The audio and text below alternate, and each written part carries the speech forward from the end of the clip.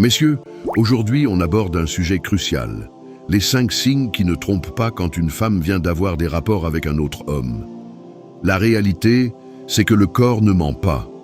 Il y a des signes physiques impossibles à dissimuler, même pour les plus habiles dans l'art de la dissimulation. Ce sont des indicateurs biologiques, des changements physiologiques que toute femme expérimente après un rapport, qu'elle le veuille ou non. Ce que je vais partager avec vous, ce sont des observations basées sur des faits concrets, des signes que tout homme devrait connaître pour ne pas se faire avoir. Cette connaissance peut vous éviter beaucoup de souffrance et d'humiliation. Cette vidéo a un but purement éducatif. Je ne suis pas là pour créer de la paranoïa, mais pour vous donner les outils nécessaires pour reconnaître ces signes quand ils se présentent. La vérité peut faire mal, mais l'ignorance fait encore plus mal. Préparez-vous à ouvrir les yeux sur des réalités que beaucoup préfèrent ignorer. Ce que vous allez apprendre pourrait changer radicalement votre perspective sur vos relations. Premier signe qui ne trompe pas, l'odeur corporelle. C'est un aspect que beaucoup négligent, mais qui est révélateur. Écoutez bien, chaque femme a son odeur naturelle unique, comme une empreinte olfactive.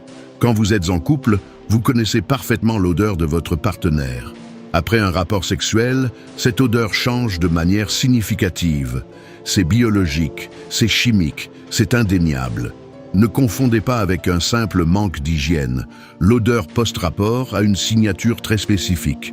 Vous la détecterez soit au niveau corporel général, soit plus particulièrement dans son intimité lors des moments de rapprochement. Cette odeur distinctive résulte de l'interaction physique et des sécrétions produites pendant l'acte. Pour faire simple, si vous percevez soudainement une odeur inhabituelle chez votre partenaire, différente de son odeur naturelle habituelle et qui ressemble à celle post-rapport, posez-vous les bonnes questions. Votre instinct ne vous trompe généralement pas sur ce point. Il faut être franc, un manque d'hygiène produit une odeur complètement différente.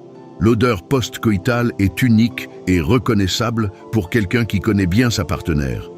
C'est un des signes les plus primitifs, mais aussi les plus fiables qui existent. Je ne dis pas ça pour créer de la paranoïa, mais pour vous sensibiliser à des signaux que votre corps détecte naturellement. Notre odorat est un sens puissant qui nous donne souvent des informations cruciales avant même que notre cerveau rationnel ne les analyse. Voilà pour ce premier signe. Retenez bien, une modification soudaine et caractéristique de l'odeur corporelle de votre partenaire doit éveiller votre attention. Ce n'est pas une preuve absolue, mais c'est un indicateur sérieux qui mérite qu'on y prête attention. Deuxième signe, le changement physique intime. Parlons du deuxième signe, les changements physiques intimes. C'est un sujet délicat mais essentiel à aborder. Quand vous avez une relation stable, vous connaissez parfaitement l'anatomie de votre partenaire. Vous savez comment son corps réagit, vous êtes habitué à certaines sensations pendant vos moments intimes.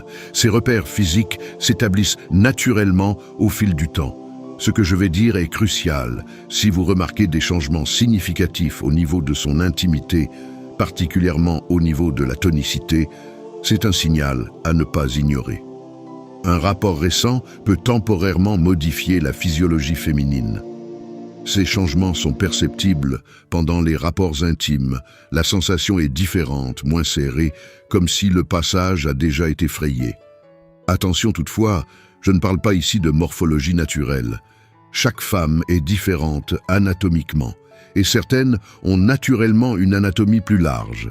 Ce n'est absolument pas le sujet ici.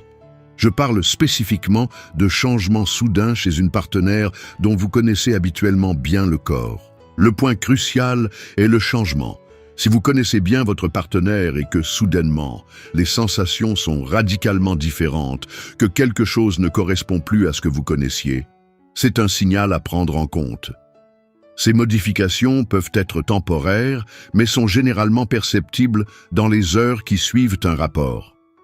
C'est une réalité physiologique. Le corps garde des traces d'une activité sexuelle récente. Si vous ressentez que quelque chose est différent, que les sensations habituelles ne sont plus les mêmes, ne négligez pas ces signaux. Votre expérience intime avec votre partenaire vous donne des repères précis. Faites confiance à vos perceptions quand elles vous alertent d'un changement inhabituel. Troisième signe, la fatigue suspecte. Abordons le troisième signe, la fatigue suspecte. Ce n'est pas juste de la fatigue ordinaire, c'est un schéma spécifique qu'il faut savoir reconnaître. Soyons clairs, je ne parle pas de la fatigue légitime après une longue journée de travail ou due aux responsabilités quotidiennes. Ce n'est pas non plus la fatigue naturelle qui peut survenir chez n'importe qui. Je parle d'un type de fatigue très particulier qui survient spécifiquement pendant les moments intimes. Voici le point crucial. Une femme qui était habituellement enthousiaste et énergique dans vos rapports intimes, qui soudainement devient trop fatiguée pour être intime avec vous, c'est un signal d'alarme. Particulièrement quand cette excuse de fatigue s'accompagne d'autres signes, une intimité moins réactive, des sensations différentes, peut-être même cette odeur caractéristique dont on a parlé précédemment. La clé ici, c'est le changement de comportement. Si votre partenaire, qui d'habitude apprécie les moments intimes avec vous, commence systématiquement à utiliser la fatigue comme excuse pour éviter les rapports ou limiter leur fréquence, posez-vous les bonnes questions. Ce n'est pas tant le refus en soi qui est suspect, c'est la combinaison de cette fatigue avec d'autres changements physiques. Ce qui est révélateur, c'est quand cette fatigue apparaît spécifiquement dans le contexte intime, alors que la personne semble avoir suffisamment d'énergie pour d'autres activités. Si vous remarquez ce pattern, surtout accompagné des signes précédents qu'on a mentionnés, c'est un indicateur sérieux à ne pas négliger. C'est la convergence de tous ces éléments qui doit vous alerter. Une fatigue isolée ne veut rien dire, mais quand elle s'inscrit dans un ensemble de changements physiques et comportementaux, elle prend une toute autre signification. Quatrième signe, les marques rouges et le désordre corporel. Parlons du quatrième signe, qui concerne les marques physiques et le désordre corporel. C'est un des indicateurs les plus visuels qui peut trahir une activité récente. Commençons par les marques sur le corps. Sur une peau claire, ces signes sont particulièrement révélateurs. Traces de mains, suçons, rougeur inhabituelle. Ne confondez pas ces marques avec des blessures accidentelles. Les marques liées à une activité sexuelle ont une forme et une disposition caractéristiques que vous pouvez identifier si vous êtes attentif. L'apparence générale, et particulièrement la coiffure, est un autre élément crucial. Une femme qui sort d'un rapport passionné aura souvent les cheveux décoiffés d'une manière très spécifique. Ce n'est pas le genre de désordre causé par le vent ou une sieste. C'est un désordre qui trahit une activité physique intense. Si votre partenaire revient avec une coiffure complètement défaite alors qu'elle est habituellement très soigneuse de son apparence, c'est un signal à prendre en compte. Ce qui est particulièrement révélateur, c'est la combinaison de ces signes avec ceux dont on a parlé précédemment.